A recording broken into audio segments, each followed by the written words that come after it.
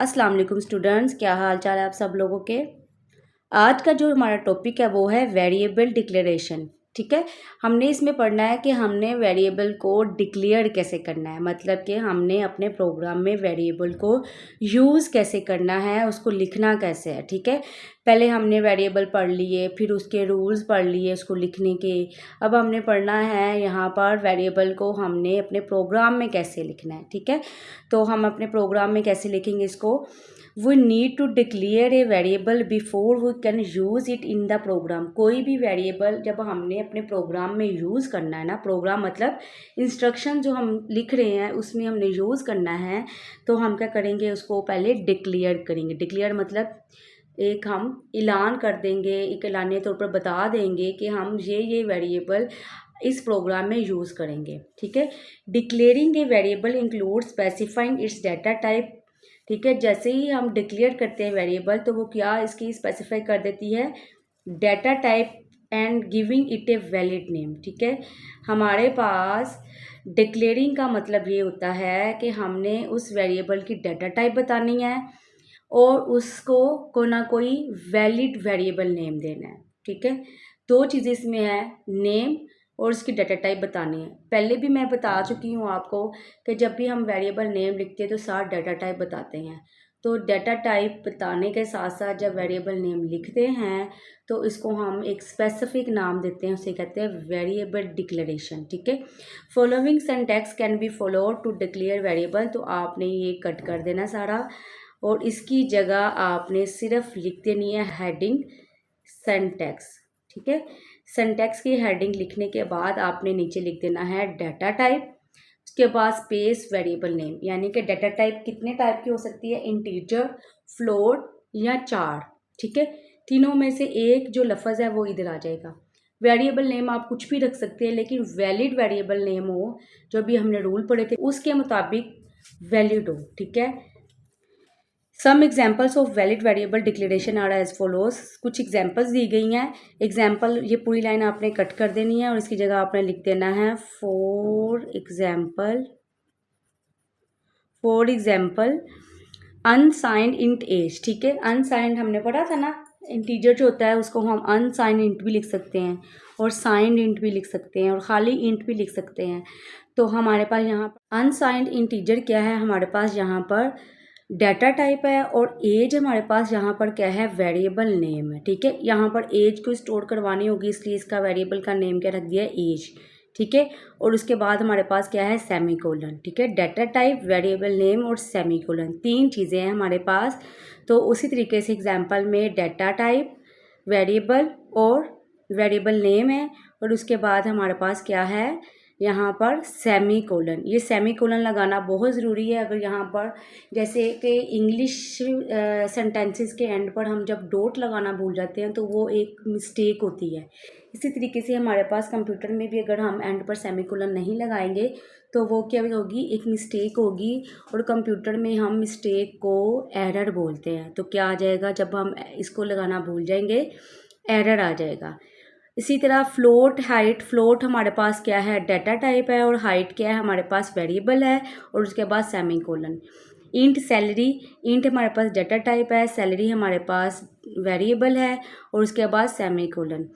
चार हमारे पास डाटा टाइप है और मैरिटल स्टेटस क्या है, मैरिटल स्टेटस क्या है, चार हमारे पास डाटा टाइप है और मैरिटल स्टेटस क्या है, हमारे पास वेरिएबल नेम है। देखिए मैरिटल स्टेटस के दरमियान में उन्होंने अंडरस्कोर लगा दिया है, स्पेस नहीं दी, इसलिए मैंने आपको फाइव वाला रूल लिखवाया था, spaces are not allowed in a variable name. ठीक है, तो हमारे पास एंड पर क्या आ गया, यहाँ पर सेमीकोलन। आप एग्जाम्पल के तौर पर सिर्फ दो लिख दें, बाकी ज़रूरी नहीं है आपने लिखने। ठीक है, बस दो लिख दें। पहले आपने क्या करना है, ये डेफिनेशन लिख देनी है, उसके बाद आपने इसका सिंटैक्स की हेडिंग दे के सिंटैक्स लिख देना है, उसके बाद फॉर एग्जांपल लिख के आपने दो एग्जांपल्स दे देनी है। नेक्स्ट हमारे पास एक और पॉइंट आ जाता है कि हमारे पास अगर सेम डाटा टाइप के ज़्यादा वेरिएबल यूज़ हो रहे हैं तो उसको हम एक ही लाइन में लिख सकते हैं, लेकिन दरमियान में क्या आ जाएगा, कोमा। ठीक है, जैसे कि यहाँ पर एक फ्लोट टाइप का कोई और भी वेरिएबल हो,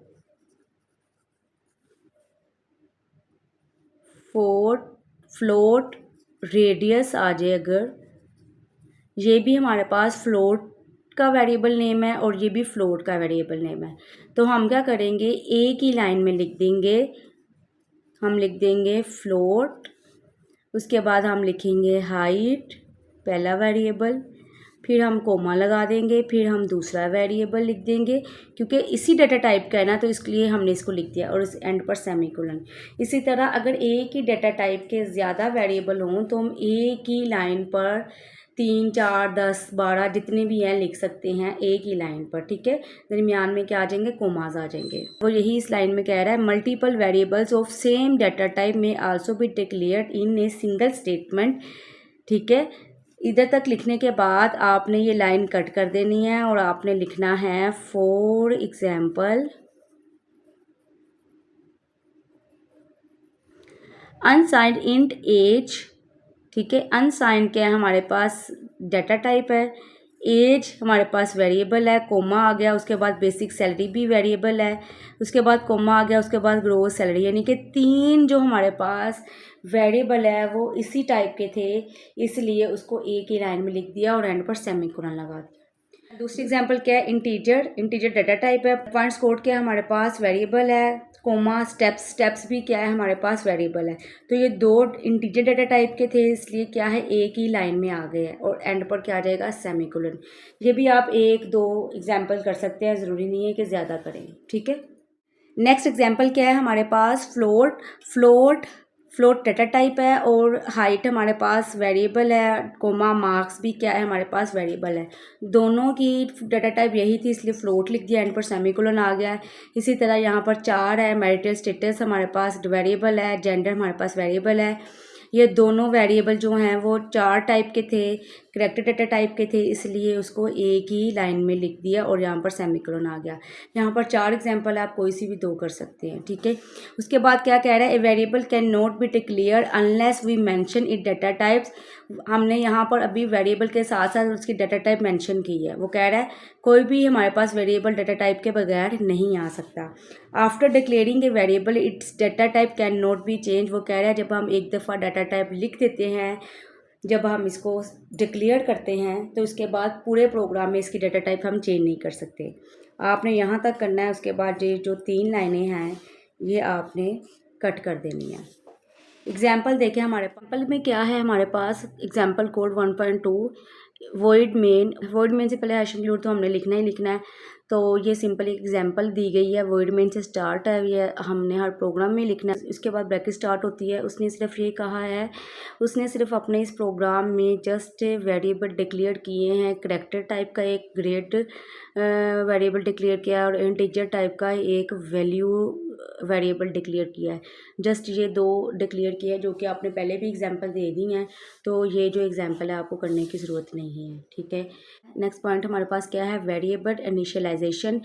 उसमें क्या करना है हमने कि वेरिएबल डिक्लेयर और वेरिएबल इनिशियलाइजेशन दोनों एक दूसरे के साथ क्या है, इकट्ठे ही आते हैं हमारे पास क्वेश्चन में। ज़्यादातर आपको क्वेश्चन आ सकता है difference between variable declaration and variable initialisation. आपको ये क्वेश्चन आ सकता है differentiate between variable declaration and variable initialisation. आपको ये शॉर्ट क्वेश्चन भी आ सकता है और लॉन्ग क्वेश्चन भी आ सकता है। तो शॉर्ट क्वेश्चन आएगा तो सिर्फ आप डेफिनेशंस लिख देंगी और लॉन्ग क्वेश्चन आएगा तो आप एग्जांपल्स वगैरह हर चीज़ लिखेंगी।